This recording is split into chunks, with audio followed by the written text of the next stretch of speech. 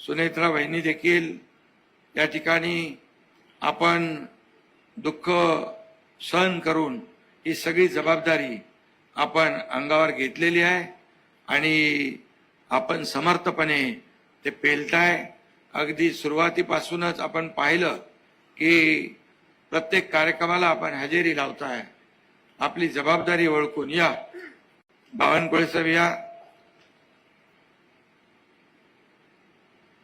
तुमच्यासाठीच मी थोडं वाढवत होतो आणि म्हणून मी आज आपल्या महायुतीच्या उमेदवार सुनेत्रा वहिनींना मनापासून शुभेच्छा देतो आणि आपल्या सगळ्यांना एवढंच सांगतो की आपण कुठल्याही परिस्थितीमध्ये गाफील राहता कामा नये।